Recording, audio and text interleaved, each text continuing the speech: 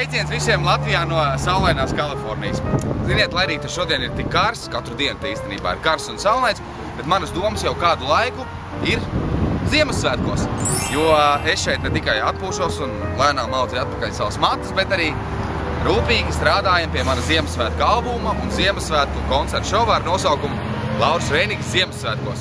Es ļoti gaidu šo albumu un šo Ziemassvētku koncertu, jo tas būs tāds koncerts, par kādu es vienmēr esmu sapņojis un uz kādu es arī vienmēr esmu vēlējies aiziet pats. Ziemassvētki ir priecīgi, skumji, komerciāli, latviski. Ziemassvētki ir dažādi, katrā mājā un katrā ģimenē, un tieši tādu mēs arī centīsimies parādīt šo koncertu. Un šī Ziemassvētku noskaņas man palīdz radīt Lolita Ritmanis, kas ir brīnišķīga aranžētāja un komponiste, latviešu izcelsmes komponiste Holivudā. Visu, protams, es parādīt jums vēl nevaru, bet mazu ieskatiņu, kā mēs ar Lolitu darbojamies studijā, gan es jums parādīšu. Braucam. Tieši iekšā. Čau! Lori!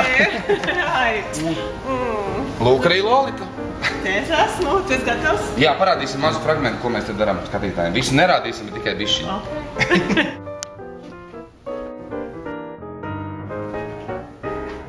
Man tāds vēl nav, bet Lolitai ir. Un viņa to ieguva par filmu, angliski saucās Batman Beyond, latviski. Es ceru, ka mūsu Ziemassvētku albums arī būs Beyond. Ja? Jā, noteikti. Lolita, varbūt pastāsti, kas ir tas, ko tu dari šeit, strādājot uz manu albumu? Nu, es klausos to, ko tu man stāsti. Jā. Es mēģinu no šejienes kaut kā, lai tas viss eventuāli labi skanētu. Bet mums būs dzīvie muzika. Mums būs Vidzemes orķestris.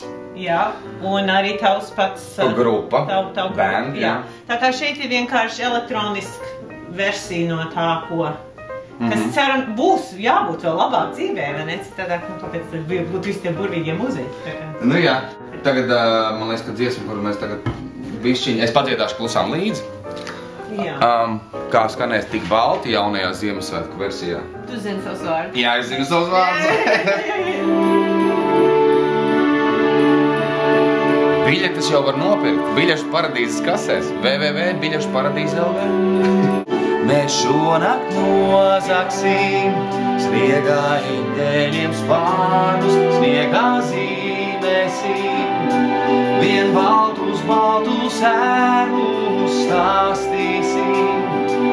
To sētniekiem no blakus mājas viņi noticēs, jo redzēs mums pie pleciem spārnus.